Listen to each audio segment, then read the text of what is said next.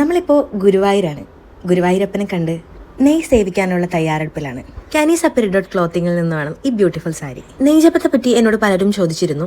എൻ്റെ പരിമിതമായ അറിവിൽ നിന്നും ഞാൻ പറയാം. ഞാൻ പ്രഗ്നൻ്റ് ആയി കഴിഞ്ഞാണ് ഈ വഴിപാടിനെ പറ്റി ഞാൻ അറിയുന്നത്. അത് പിന്നെ അങ്ങനെയാണല്ലോ അല്ലേ, നമുക്ക് ആവശ്യമുള്ളപ്പോൾ നമ്മൾ അറിയേണ്ടതെല്ലാം ഭഗവാൻ നമ്മുടെ മുന്നിൽ കൊണ്ട് കാണിക്കും. അങ്ങനെ വെളുപ്പിനെ 5 മണി കഴിഞ്ഞപ്പോൾ തന്നെ ഞങ്ങൾ അമ്പലത്തിലേക്ക് ഇറങ്ങി.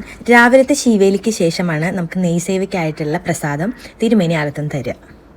അപ്പോൾ അതിന് മുമ്പ് തന്നെ തൊഴുത് പ്രസാദമൊക്കെ വാങ്ങാമെന്ന് കരുതി ഞങ്ങൾ വെളുപ്പിനെ തന്നെ അമ്പലത്തിലേക്ക് പോയി. നടപ്പന്തലിൻ്റെ അകത്ത് തന്നെയുള്ളൊരു ഹോട്ടലിലാണ് ഞങ്ങൾ താമസിച്ചിട്ടുണ്ടായിരുന്നത്. അതുകൊണ്ട് പെട്ടെന്ന് അങ്ങ് എത്താൻ പറ്റി. ഫോൺ പുറത്ത് ക്ലോക്ക് റൂമിൽ വെച്ചതുകൊണ്ട് അകത്തുള്ളതൊന്നും നമുക്ക് എടുക്കാൻ പറ്റില്ലല്ലോ. അങ്ങനെ അകത്ത് കയറി ഞങ്ങൾ നെയ്ജപത്തിനായിട്ടുള്ള റെസിപ്റ്റ് എടുത്തു. നെയ്ജപം എന്ന് പറഞ്ഞ് തന്നെ റെസിപ്റ്റ് എടുത്താൽ മതി.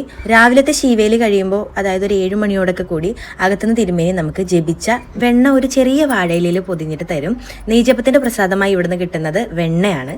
ഗർഭസ്ഥ ശിശുവിന്റെ ആരോഗ്യത്തിനും സൽബുദ്ധിക്കും വേണ്ടിയിട്ടാണ് ഗർഭിണികളായ അമ്മമാർ ഈ വഴിപാട് നടത്തുക എന്നതാണ് വിശ്വാസം. ഗർഭിണികൾക്ക് വേണ്ടി മാത്രമല്ല, ചെറിയ കുഞ്ഞുങ്ങൾക്ക് വേണ്ടിയും ഈ വഴിപാട് നടത്താം. അങ്ങനെ ഞങ്ങൾ വഴിപാടൊക്കെ നടത്തി നല്ലപോലെ തൊഴുതു. പുറത്ത് വന്ന് കുറച്ച് പൂവൊക്കെ വാങ്ങിച്ചു.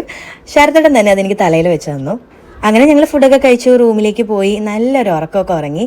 അത് കഴിഞ്ഞ് പാൽപ്പായസത്തിന് ചീട്ടെടുത്തിട്ടുണ്ടായിരുന്നു. പാൽപ്പായസം വാങ്ങാനായിട്ട് റെഡിയായി ഇറങ്ങി. അമ്പലത്തിൻ്റെ വാതിക്ക് എത്തിയപ്പോൾ ശരത്തേൻ്റെ കുറച്ച് ഫോട്ടോഗ്രാഫർ ഫ്രണ്ട്സിനെയൊക്കെ കണ്ടു. അത് കഴിഞ്ഞ് നേരെ പാൽപ്പായസം വാങ്ങാനായിട്ട് ബോട്ടിലൊക്കെ വാങ്ങിച്ചിട്ട് പോയി. പാൽപ്പായസമൊക്കെ കിട്ടി. നല്ല ചൂടുണ്ടായിരുന്നു. ആ ചൂടോടുകൂടി പാൽപ്പായസമൊക്കെ കുടിച്ചു. പിന്നെ റൂമിൽ വന്നു, ഡ്രസ്സൊക്കെ ചേഞ്ച് ചെയ്ത് ഞങ്ങൾ ലഗേജസൊക്കെ എടുത്ത് ഇറങ്ങി. ഭയങ്കര സന്തോഷമായിട്ടുള്ളൊരു നല്ല ഗുരുവായൂർ ദർശനമായിരുന്നു. ഭഗവാനെ നന്നായി തൊഴുതു, മനസ്സ് നിറഞ്ഞു. ഇനി വാവയും കൊണ്ട് ഗുരുവായൂർക്ക് വരണം എന്നാണ് എൻ്റെ ആഗ്രഹം. അതിന് ഗുരുവായൂരപ്പൻ അനുഗ്രഹിക്കട്ടെ.